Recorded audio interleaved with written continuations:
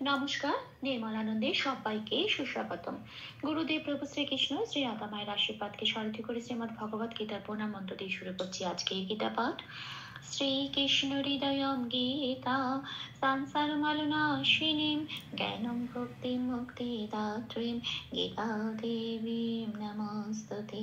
ওম নমো ভগবতে বাসুদেবায়। ওম নমো ভগবতে বাসুদেবায়। ওম নমো ভগবতে বাসুদেবায়। রাধে রাধে রাধে রাধে রাধে রাধে রাধে রাধে রাধে রাধে।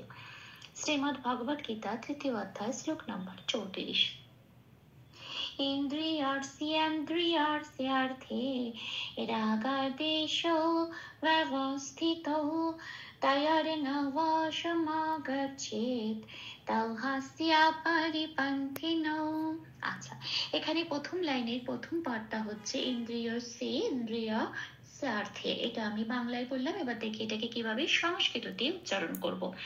একেবারে সংস্কৃত উচ্চারণের কাছাকাছি পৌঁছানো যায়, সেই জন্য বাংলা হরফে প্লাস প্লাস দিয়ে লিখে সাজিয়ে নেওয়া হয়েছে। কিছু কিছু জায়গায় লাল দেওয়া হয়েছে, যে যে জায়গাগুলো লাল দেওয়া হয়েছে সেই জায়গাগুলো চান্টিংয়ে চলনের সময় উচ্চারিত হবে না, ঠিক তার ওপরের ব্র্যাকেটে যে উচ্চারণগুলো দেওয়া আছে সেগুলোই উচ্চারিত হবে।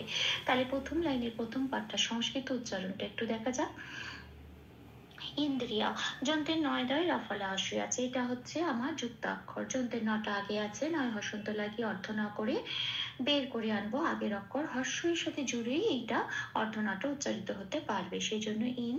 তাহলে দয় রফলা হর্ষ এটা পড়ে রইল, সেটা দ্বি যেমন আছে তেমন অন্তস্তটা পূর্ণরূপে উচ্চারিত হবে। তারপরের অক্ষর আছে যন্ত্রের শয় জফলা একার, ওখানে লাল দিয়েছি কেন? এই জফলা একারের উচ্চারণটা বোঝানোর জন্য। পাশের ক্যালেন্ডারে 1 নম্বরে তালিকাভুক্ত করে দেওয়া আছে জয়ের উচ্চারণ সংস্কৃততে হর্ষই প্লাস অন্তস্তয়া। ওপরের ব্র্যাকেটে আমি কি দিয়েছি? হর্ষই প্লাস অন্তস্তয় একার। কেন? এখানে যন্ত্রের শয় জফলা একার আছে, তাহলে উচ্চারণটা হবে জফলা একারের উচ্চারণটা কি? ইয়ে। এবার এটা যন্ত্রের শয়ের সাথে পড়ে দিতে হবে, তাহলে হবে সিএ। মনে রাখতে হবে যন্ত্রের শয়ের উচ্চারণ সংস্কৃততে সারেগামা পায়ের যে সাটা বলি ঠিক সেরকম সিএ এই উচ্চারণটা হবে। আচ্ছা, তারপরের অক্ষর আছে আবার যন্ত্রের নয় দয় রফলা হর্ষই যুক্ত অক্ষর, তাহলে আবার নয় হসন্ত লাগিয়ে অর্থ না করে বাইরে বের করে আনবো, সেটা আগের অক্ষর এই যন্ত্রের শয় জফলা একারের সাথে জুড়িয়ে উচ্চারিত হবে সিএন। আর দয় রফলা হর্ষ এটা পড়ে রইল অন্তস্তটা পূর্ণরূপে উচ্চারিত হবে। আবার আছে যন্ত্রের শয় জফলা আকার, এটা লাল দিয়েছি জফলা আকারের উচ্চারণ বোঝানোর জন্য। জফলার উচ্চারণ হর্ষই প্লাস অন্তস্তয়, যেহেতু এখানে জফলা আকার আছে সেই জন্য ওপরের ব্র্যাকেটে দিয়েছি হর্ষই প্লাস অন্তস্তয় আকার। এইবার এটা যন্ত্রের শয়ের সাথে পড়িয়ে দিতে হবে, তাহলে হবে যন্ত্রের শয় হর্ষই অন্তস্তয় আকার সিয়া, এই উচ্চারণটা সংস্কৃততে হবে। আচ্ছা, তারপরের অক্ষর আছে থয় রেপ একার। রেপ থাকলে 3 নম্বরে তালিকাভুক্ত করে দেওয়া আছে বয় শূন্য রয় হসন্ত দিয়ে প্রতিস্থাপিত হয়ে যায়।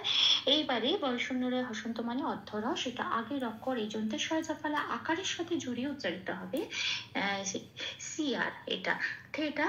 এবার রেপটা প্রতিস্থাপিত হয়ে গেল, তাহলে থয় একারটা ফ্রি হয়ে গেল, শুধু থয় একার পড়ে রইল। তাহলে এই পাঠের সংস্কৃত উচ্চারণটা কিরম হলো? ইন্দ্রিয়ার সিএন দ্রিয়া সিআর থে। এটা আসি পরের পাঠে, রাগদেশ ব্যবস্থিত, এটা হচ্ছে আমার পরের পাঠ, এটা আমি বাংলায় বললাম। এবার দেখি সংস্কৃততে কিভাবে বলবো। রাগ বলতে পারবো না, কারণ হসন্ত নেই, গ আছে, পূর্ণরূপে উচ্চারিত হবে রাগো। দয় বয়কারে লাল দিয়েছি কেন? বয়ের উচ্চারণ বোঝানোর জন্য। 2 নম্বরে তালিকাভুক্ত করে দেওয়া আছে বয়ের উচ্চারণ ও প্লাস অ, মুখটা খুলে বলতে হয় ওয়া। এবার এখানে আছে দয় বয় একার, তার মানে বয়কারের উচ্চারণ হচ্ছে হর্ষই প্লাস অন্তস্তয় একার ভি। আচ্ছা, এবার এটাকে দয়ের সাথে পড়ে দিতে হবে, তাহলে হবে দ্বে, এইটাই হচ্ছে উচ্চারণ। আচ্ছা, সৌটা যেমন আছে তেমন, তাহলে শব্দটার উচ্চারণ হলো রাগ দ্বেষ এটা। তারপরে শব্দ আছে ব্যবস্থিত, আমি একটু খেয়াল করতে হবে বয় জফলারে বয়ের পেটটা কাটা আছে, যেহেতু পেটটা কাটা আছে, যে বয়ের পেট কাটা থাকে সেই বটা একদম বাংলা বয়ের মতো উচ্চারণ হয় ব বলি। জফলার জন্য লাল দিয়েছি, বয় জফলায় লাল দিয়েছি কারণ জফলার উচ্চারণটা উপরে লিখে দিয়েছি হর্ষই প্লাস অন্তস্তয়া। তাহলে এটা এবার বয়ের সাথে পড়ে দিলে কি হবে? বয় হর্ষই অন্তস্তয়া বিয়। আচ্ছা, তাহলে হলো বিয়। আচ্ছা, তারপরে আবার একটা ব আছে, এখানে কিন্তু পেট কাটা নেই, এখানে বয়ের উচ্চারণ কি হবে? উপরে ব্র্যাকেটে লেখা আছে ও প্লাস অ ব, তাহলে হলো বিয় ব। এটা উচ্চারণটা। আচ্ছা, স্থিত যেমন আছে তেমন, তৌটাও যেমন আছে তেমন রেখে দিলাম। এর চেয়ে বেশি ভাঙলে চান্টিং এর বিট গন্ডগোল হয়ে যাবে, সেজন্য ব্যবস্থিত এটা। আচ্ছা, তারপরে আসি পরের তাহলে এই শব্দ এই পাঠের সংস্কৃত উচ্চারণ হলো রাগ দেশ ব্যবস্থিত এটা। আসি পরের পাঠে তয়ন্ন বসমা গচ্ছেদ, এইটুকুনি হচ্ছে আমার সেকেন্ড লাইনের প্রথম পাঠ। এটা দেখি সংস্কৃততে কিভাবে উচ্চারণ করব। তটা পূর্ণরূপে উচ্চারণ করবো, দোস্তয়কটা যেমন আছে তেমন। তারপরের অক্ষরে নয় রেপ আছে, রেপ থাকলে 3 নম্বরে তালিকাভুক্ত করে দেওয়া আছে বয় শূন্য রয় হর্ষন্ত দিয়ে প্রতিস্থাপিত হয়ে যায়। বয় শূন্য র মানে অর্থরা, সেটা আগের অক্ষর এই অন্তঃস্থয়করের সাথে জুড়েই উচ্চারিত হতে পারবে। ওর বলে নটা ফ্রি হয়ে গেল, নটা পূর্ণরূপে উচ্চারিত হলো হবে। তাহলে শব্দটার উচ্চারণ হচ্ছে তাই আর ন এটা। আসি পরের শব্দে বস। এখানে বয় কোনো পেট কাটা নেই, বয়ের উচ্চারণ উপরে ব্র্যাকেটে দেওয়া আছে ও প্লাস ও আর তারপস্য। বস এটা বলতে পারবো না, কারণ হসন্ত নেই, তারপস্য পূর্ণরূপ উচ্চারিত করতে হবে, সেই জন্য বলতে হবে বস এটা। মাটা যেমন আছে তেমন, গচ্ছেতে ছয় একার আছে যুক্ত অক্ষর, চ আগে আছে, হসন্ত লাগাবো চয়, অর্ধ চ হয়ে গেল। অর্ধ চ হলে কি হবে, পূর্ণ চ বলে আর উচ্চারণ হতে পারবে না আগের অক্ষর। হ্যাঁ, গয়ের সাথে জুড়ে উচ্চারিত হবে গজ।